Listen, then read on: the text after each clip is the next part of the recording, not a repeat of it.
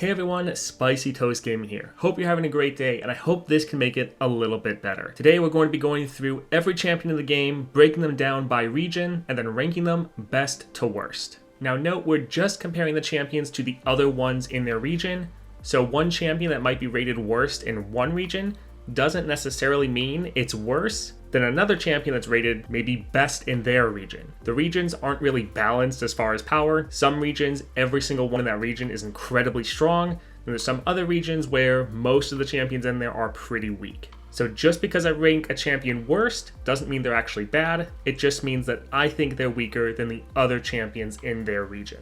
I'm also going to be avoiding ties if at all possible. So for some of the regions where they might have 4 or less, I will be using every one of these tiers. So if there's 2 champions that are very close, I'm still going to rank one as maybe good and the other as average. And then I'm always going to be ranking a best and a worst champion. So some of the regions only have 3. I'm still going to be using the best and worst and not the best, good, and average. Also, all these champions that I'm comparing them at level 30, completely maxed out. And I'm doing that because that's the only way I can really rank these champions, as I have everyone maxed out, and so I can't really go back and test them out at a lower level and see how they would all maybe compare at level 20 or something like that, because I can only play the champions maxed out. Now, I will be factoring in how their performance is for both adventures as well as monthly challenges, but with all of that out of the way, let's get into it. So up first, we have Aatrox. Really solid champion, very strong at finishing the game, has one of the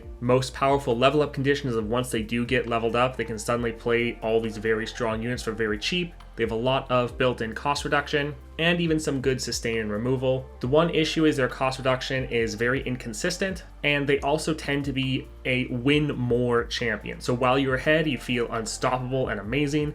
However, if you fall behind and you're not able to have your units survive and keep getting those strikes off, you can fall behind hard because you're not getting that consistent cost reduction then. And so you can go from feeling unstoppable to feeling absolutely terrible. So because of that, we're putting Aatrox in the average. I know that's going to be one that a lot of people disagree with. People really like Aatrox and Kayn, so anytime you don't put them in the best possible category, there's always those fans that get very upset. Moving on though, we have Bard.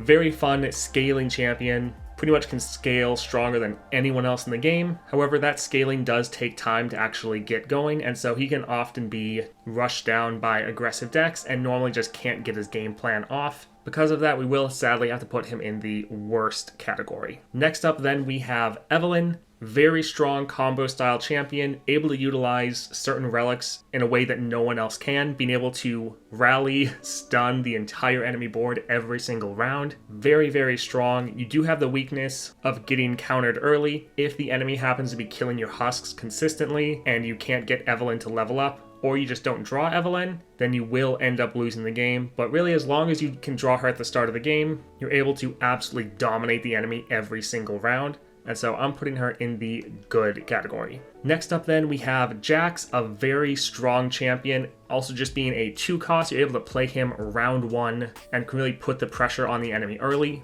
quite often rushing them down and ending the game in the first couple of rounds. Really one of the strongest champions in the game, and we're putting him in the best category. Up next then, we have Neeko. So a champion that feels fairly weak early, but once you're able to get them maxed out, getting those relic slots and all the upgrades from your champion levels, she does actually feel quite a bit stronger. Also, she's a 2 cost champion, so again, you can play her at the very start of the game, which is a very powerful effect. And you can normally end the game right around the 3rd or 4th round, and you have some very powerful effects to save your units from harm, with Shape Splitter, pretty much one of the strongest spells in the game. So with that, we are putting her in the good category. Now again, remember, these are the champions that are maxed out. She's definitely not a good champion at low levels, but once she's maxed out, she is up there. Next up then, we have Poro King, our Poro themed champion that, very similar to Bard, is all about stacking up keywords and stacking up your units. Also has amazing scaling, but very similar to Bard, can take a while for that scaling to really kick in, and if you get countered early with the enemy taking out your units, you can fall behind quite fast, so unfortunately we also have to put him in the worst category. Next then, we have Kayn, very solid unit, able to scale from killing enemy targets, but similar to Aatrox, is kind of a win more champion. As long as your units are strong enough to keep getting kills, then you will just absolutely dominate the enemy and you'll feel unstoppable.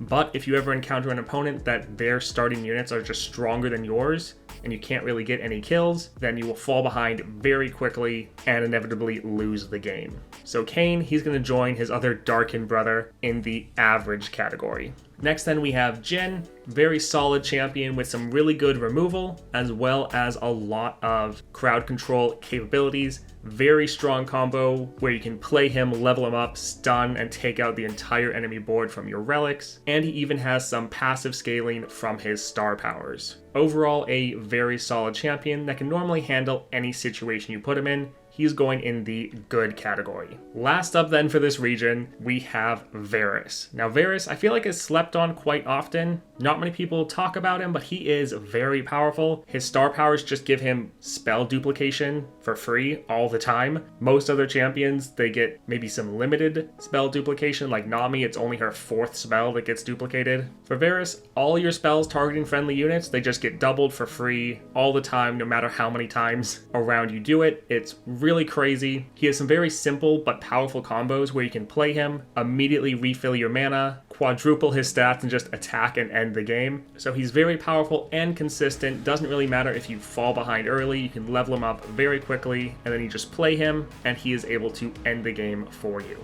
Very strong champion, so we're actually putting him in the best category. Next up then, we have Demacia, and this one is very rough because honestly, all 3 of these champions are incredibly close in power level, and each one of these could fit any ranking just depending on what content you're doing or what adventure, what challenge are ahead of you. So all 3 of these very, very close, and I suspect this will be the region that people disagree with on the most. Because honestly, all of these champions are like A to S tier champions. That being said, we have to put them somewhere. So Garen, very solid champion. You got good scaling and good removal, as well as a strong finisher in Garen himself. However, I feel like he is a bit weaker than the other 2, so we're going to end up putting him in the worst category. He can fall into an issue similar to Aatrox or Kayn, where if the enemy units are just too powerful at the start, there's not really anything you can do to scale up your own units, because if your units can't survive the strikes, then you're just not able to get your scaling off. Now that doesn't happen very often, but it can be a situation you can run into, and so that's why he's dropped down into the worst category.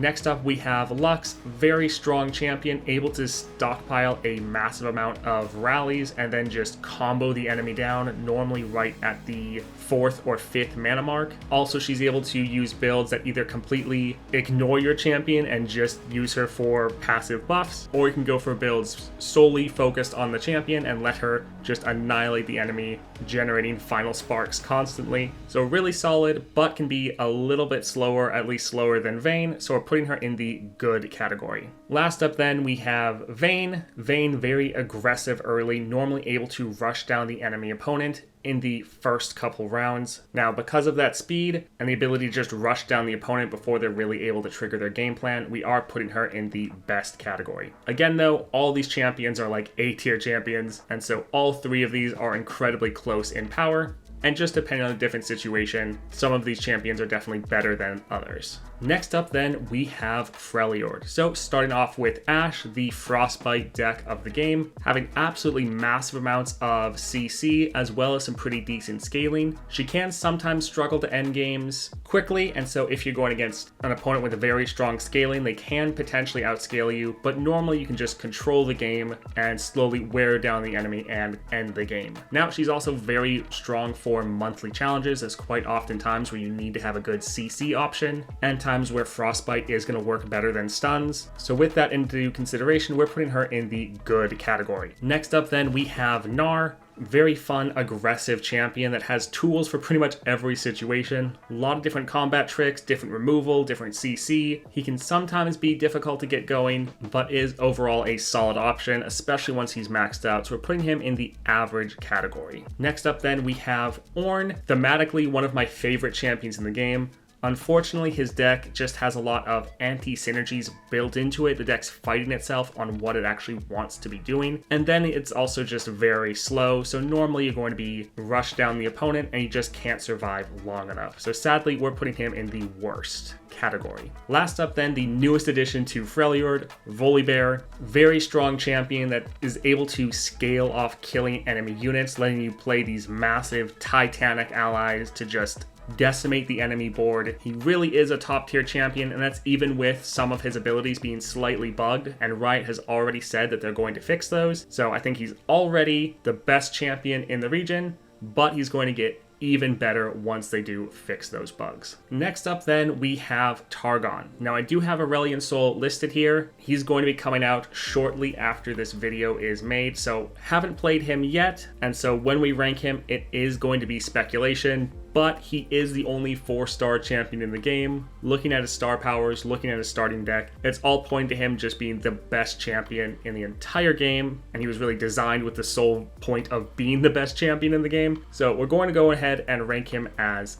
best, but again, this is speculation, so if somehow he's absolutely terrible, then yes, this list would be slightly inaccurate, but from all the information we have, looks like he's just going to be flat out the best champion in the entire game, and definitely in this region. Next up then, we have Diana, very strong champion for both adventures as well as monthly challenges, really able to rush down the enemy in the very first couple rounds, and can often just OTK the enemy or get a one-turn kill. Really a solid champion and one of the best champions in the entire game. Many people consider her the best champion in the game, so she's going in the good category. Next up then, we have Leona, the Daybreak deck. Lot of very strong control and amazing board-wide scaling, and very much a solid champion. The one issue is everyone else in the region is just stronger than her. So even though she's solid, she is actually going to end up in the worst category. Last up then, we have Yuumi, a champion that is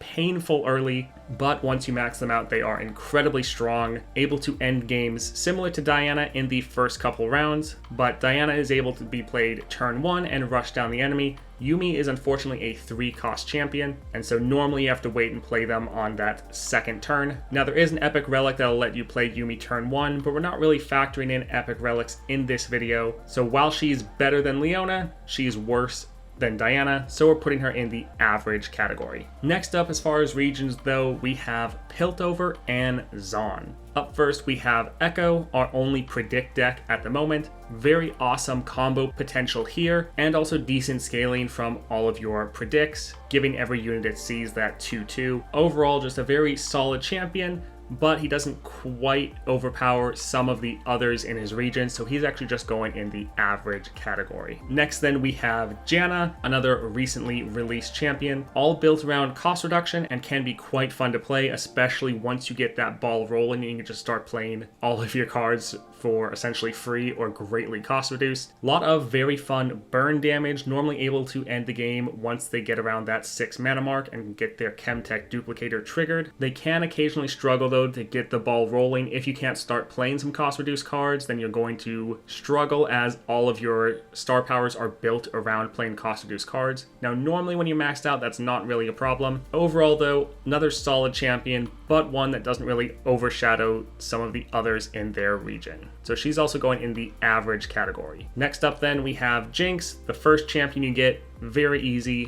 built to be very strong. When you're playing Jinx, it's almost impossible to lose because every time you play a card, you're just chipping away at the enemy nexus, and we all know where she's going, up in the best category. Next up, we have Teemo, who used to be debatably the strongest champion in the game, being able to just nuke down the enemy on turn 1, being able to play him for 1 mana. Unfortunately, a lot of his relics got nerfed, and while that did take away a large amount of his power, he is still a very solid champion, still able to end games in the first couple rounds, so he's going up in the good category. Last up then, we have Vi. Now, Vi is actually a solid champion. I think a lot of people underestimate her. Vi herself is a very powerful finisher. You can normally stack her up in the hand, play her, and just let her nuke the Nexus for you. A lot of interesting combos you can do with her, but she is a little bit slower and just weaker than everyone else in her region, so she is ending up in the worst category. Now just note, similar to Demacia, Piltover and Zaun is a very solid region, so all of these champions are very good picks. So again, just because I put some of them in like the average or worst category, all of these are good champions to play. Alright, next up we have Bandle City. Now, most of these champions you've already seen. All of these champions are dual region champions, so they all have been ranked in other regions or will be ranked in other regions, but they are also Bandle City champions, so we will be ranking them for that region as well. Up first, we have Gnar, very solid champion with tools for just about any situation. However, I think he is just overshadowed by every other champion in his region, so he's actually ending up in the worst category. Next up, we have Teemo. We just ranked him in the last region. Very solid champion, even after all of the relic nerfs, still able to end the games very quickly, but we're actually putting him in the good tier again for this region. Next up then, we have Veigar. Veigar got a massive buff when they added Chemtech Duplicator into the game, massively increased Veigar's power, and he is amazing in both adventures, but he also dominates in monthly challenges. There's a lot of modifiers that he just hard counters with the fact that he gets his free removal every single round. That being said though, he still does take a little bit to end the game, normally needing that Chemtech Duplicator on turn 6 to actually be able to finish the game. Normally other champions like Teemo will have already been able to beat him, so we are actually putting Veigar in the average category. This is though another region where all the champions in here are very strong. Last up then, we have Yuumi, another champion that when she came out, everyone thought she was one of the worst champions in the game. However, once she's maxed out, very strong, able to end games very quickly with some very strong scaling, so she's actually going into the best tier. Alright, next up we have Shurima. Now I've said for many of the other regions how everyone in that region is very, very strong. This is one of the regions where pretty much everyone in here, not really the best. They can be very fun to play, but on average, the champions here are just worse than most of the other champions in the game, unfortunately. Up first we have Kai'Sa. Recently has had a decent amount of nerfs, which is quite unfortunate. Kai'Sa is a champion that if your units aren't able to stay on the board getting those keywords, you can very easily fall behind and just stay behind. You need to get your scaling, and quite often you need to play Kai'Sa on turn 5 in order to actually win the game. So she's going down in the average category. Next up we have Nasus, one of the worst champions in the game, sadly. His deck is potentially the worst designed deck in the entire game, and his start powers aren't really much better. Really unfortunate because he was actually one of the champions I was most looking forward to them adding to the game, but sadly we need to put him in the worst category. Next up then, Nidalee. Now Nidalee is really the one amazing champion in this region. She is very strong, able to end games incredibly quickly, one of the best champions in the entire game, and by far the best champion for Shurima, so she's definitely going up in that best category. And last up we have Taliyah, quite weak before she gets her 3rd star power, but once she gets that, giving all of her units Overwhelm for free as well as some extra stats. Very strong combo potential with your different countdown landmarks, and can actually be a solid champion for many adventures and challenges. So she's going in the good category. Alright, Shadow Isles is up next as far as regions. Up first, we have Elise, all about your spiderlings and just making a spider army. Really, she's one of my favorite champions to play in the game. Has some very strong scaling and some interesting build options for you. Able to put the pressure on and normally end games before the enemy really even knows what's happening. Also a 2-cost champion, which can give you a massive amount of power. However, she is definitely weaker than the likes of Diana or Jack, some other 2-cost champions. Overall, though, we're putting her in the good category. Next up, then, we have Gwen. An amazing champion. You get units for free every round. Very strong game finisher on turn 4. Normally in your very first attack with Gwen, you're going to be able to annihilate the enemy Nexus. Very solid champion, massive amounts of sustain, normally going to end the game on turn 4 at full Nexus health, and really just one of the strongest champions in the game. She's going in the best category. Kindred is up next. Sadly, Gatebreaker just got nerfed massively, especially for Kindred, so her power has dropped dramatically. Overall, still a solid champion with some good combo potential, but much weaker than she was just a couple months ago, so she's going down in average. Last up then, we have Thresh. Now Thresh is quite good for some monthly challenges, but overall is a fairly weak champion and can be quite inconsistent at times, so he's actually going down in the worst category. Last up then we have Veigar. Talked about him a little bit earlier. Very solid champion, especially with Chemtech Duplicator coming out, and he hard counters many monthly challenges, so we're actually putting him up in the good category. Alright, next up we have Bilgewater. Another region where every champion here is pretty solid. Up first we have Illaoi. Illaoi actually plays very similar to Gwen, and like Gwen, normally you play Illaoi on turn 4, and then your very first attack, you're ending the game. Very consistent and easy to do. Illaoi actually, if you take a look at her starting deck, has one of the best designed starting decks in the entire game. Very simple champion, but incredibly powerful. As long as your Tentacle doesn't get countered, you'll very easily end the game on your first attack with Illaoi. We're putting her up in the best category. Next up then we have Jack.